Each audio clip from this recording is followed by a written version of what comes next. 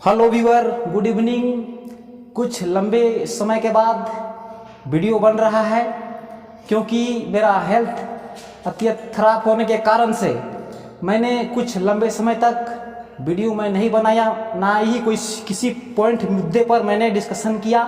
लेकिन आज मुझे अवसर मिला कि एक मुख्य बिंदु पर मैं वीडियो बनाऊं, क्योंकि पहले ही मैंने डिस्कशन कर चुका हूं सामाजिक मुद्दे पर। क्योंकि मैं अपने पॉइंट बिंदु में सोशल डेवलपमेंट एडवाइजर का मैंने परिचय पहले ही दे चुका हूं, क्योंकि इससे और दूसरे बिंदुओं में बात करने के लिए मुझे शब्द नहीं है।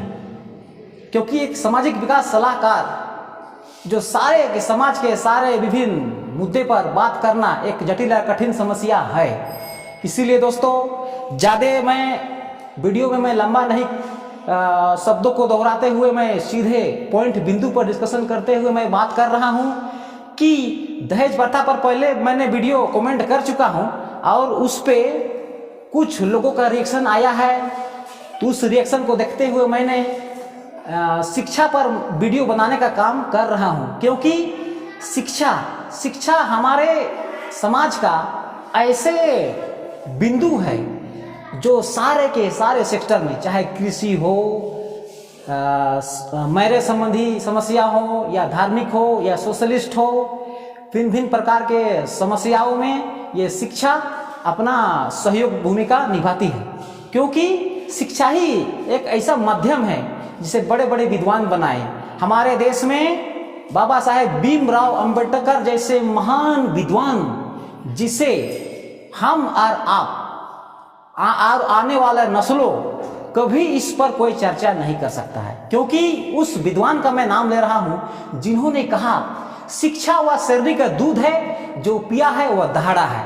लेकिन बाबा साहेब भीमराव अंबेडकर ने यह नहीं बताया है। आज मैं उस बात को मैं बता रहा हूं।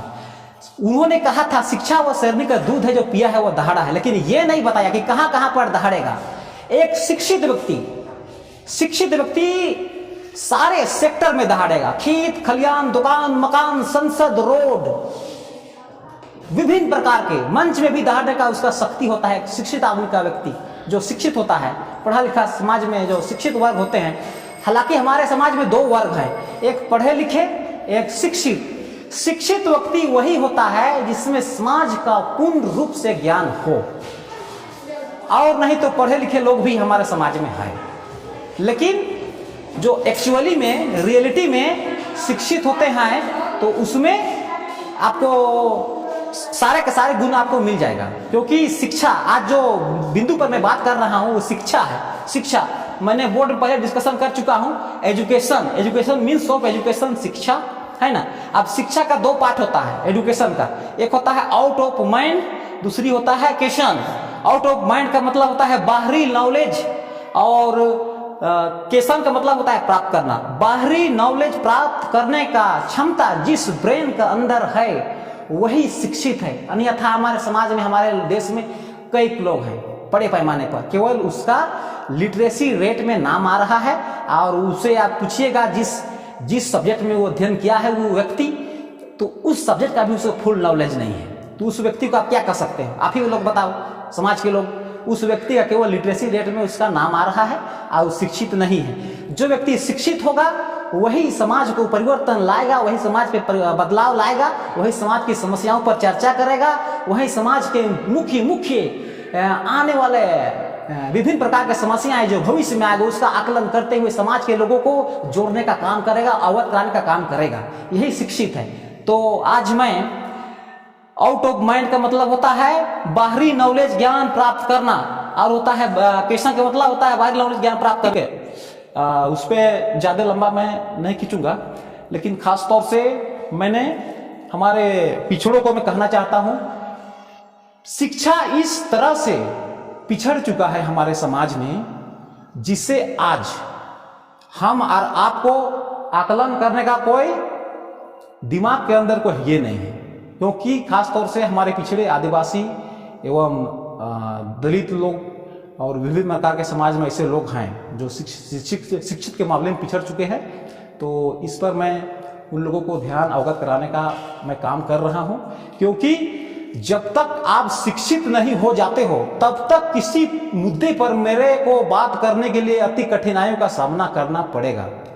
क्योंकि आपका अंदर शिक्षा होगा, शिक्षित होइएगा तो आप विभिन्न प्रकार की भावनाओं, विचारधाराओं को आप समझोगे। इसीलिए मैं बार बार शिक्षा का मतलब बात को मैं दोहरा रहा हूं, क्योंकि ये शिक्षा ही माध्यम है जो समाज में रूढ़िवादी परंपरा बड़े पैमाने पर, मैंने तो बाल विवाह पर अभी चर्चा नहीं कर रहा हूं, आने वाला समय में मैं करूंगा। तो यही शिक्षा का अभाव में बाल विवाह भी बढ़ने का दर अभी बढ़ रहा है। पहले का एक समय था 18वीं शताब्दी में इस तरह से बढ़ रहा था बाल विवाह, फिर बीच में रोका विभिन्न विद्वानों का आंदोलन के साथ, लेकिन फिर अब बढ़ने की ओर है। इसीलिए इसमें इस पर भी वीडियो बनाऊंगा।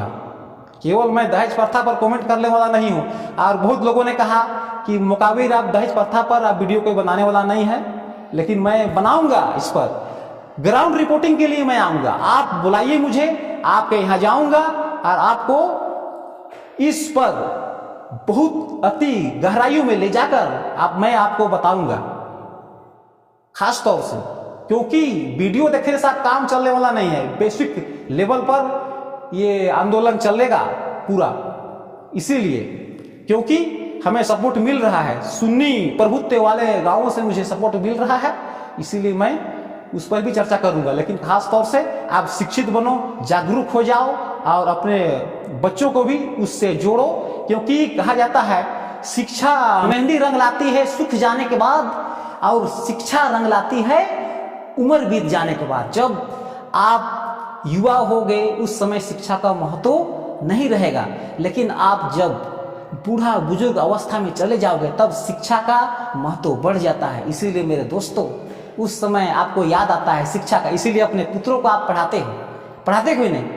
आप कमेंट करके बताओ मुझे, अगर ऐसा नहीं गलत बोल रहा हूं मैं तो आपको एहसास होता है कि मैं पढ़ा लिखा होता तो कुछ करता। इसीलिए अपने बच्चों को भी उस पर जोड़िए, और आने वाला समय में जो है ना और वीडियो में बनाऊंगा शिक्षा का क्या बेनिफिट है, सोशल बेनिफिट हुआ, एजुकेशन बेनिफिट हुआ, रिलीजियस बेनिफिट हुआ, पॉलिटिकल बेनिफिट हुआ। फिर उसके बारे में और मैं डिस्कशन करूंगा इंपॉर्टेंस ऑफ एजुकेशन के बारे में, क्या क्या शिक्षा का महत्व है हमारे समाज में, फिर एम्स ऑफ एजुकेशन, फिर आने वाले और विभिन्न प्रकार के जो फायदे हैं शिक्षा के बारे में, उसे मैं डिस्कशन करूंगा। Very thank. आज मुझे प्रैक्टिस की कमी के कारण मैं इतने ही पर वीडियो एंड करता हूं। जय हिंद, सभी लोग खुश हो। Thank you.